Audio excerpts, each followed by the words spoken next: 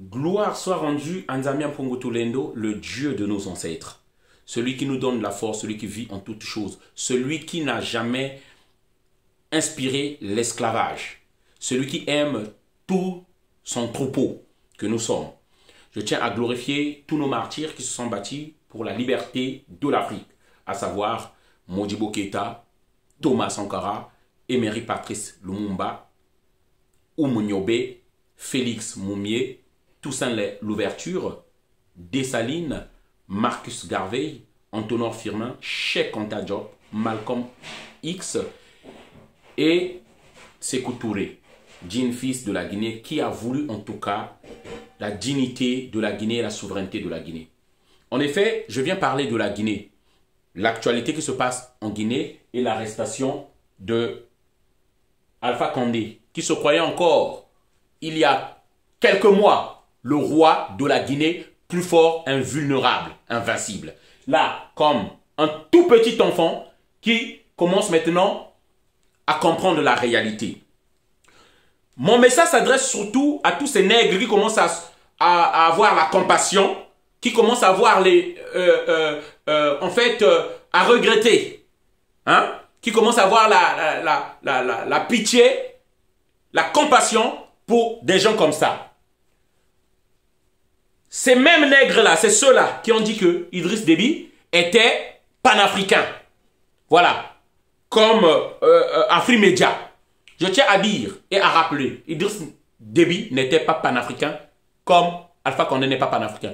Idriss Déby, lorsqu'il voulait faire du chantage à la France, il avait besoin de quelque chose, il commençait à être panafricain, à dire qu'on l'avait obligé d'être au pouvoir. Comme si lui, il n'était pour rien.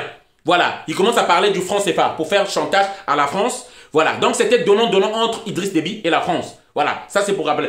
Alpha Condé, je tiens à rappeler, il n'est pas panafricain. Lorsqu'on voit les Bernard Kouchner, lorsqu'on voit les Sarkozy, ceux qui ont détruit l'Afrique, hein, je tiens à rappeler, hein, et les Bernard Kouchner, lorsque on voit qu'il a donné les entreprises du pays à toutes les sociétés étrangères, les Chinois et machin, et lorsqu'il promet de faire un barrage électrique pour son deuxième mandat, c'est ça qu'il avait promis, qu'il n'a jamais réalisé. Donc on arrête. Alpha Condé a divisé les Maliens. On commençait à parler des Soussous, on commençait à parler des Peuls.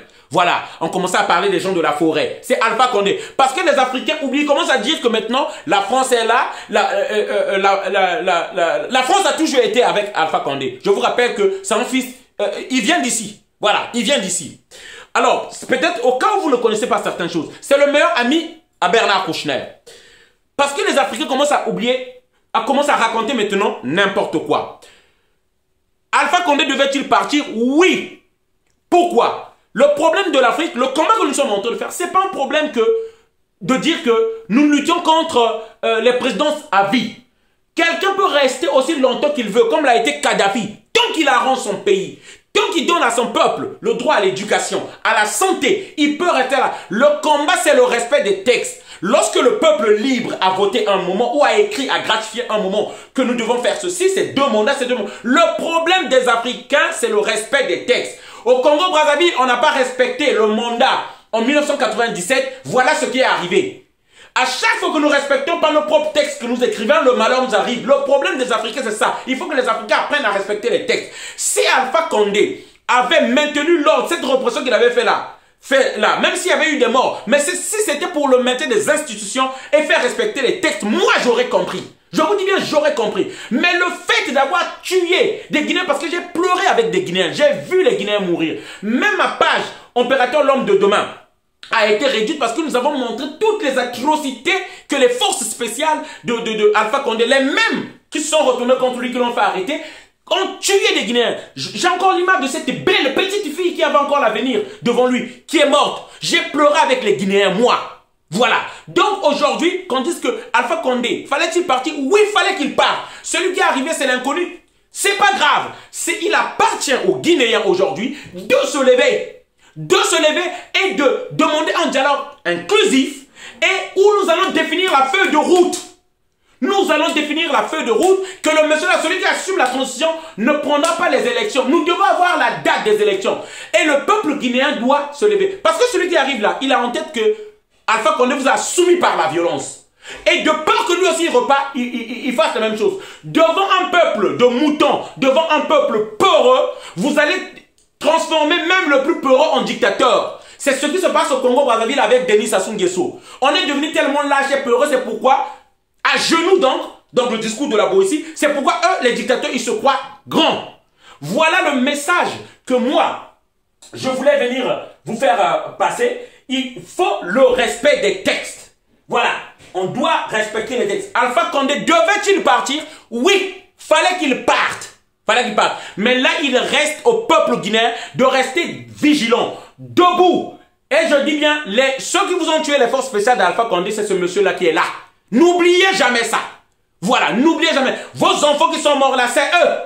Et un jour, il faut qu'on cherche la vérité sur ça. Ça, c'est le message de l'homme du métro que je voulais vous faire passer. C'est le message de l'homme du métro que je voulais vous faire passer. Nous avons tous des partisans en Guinée.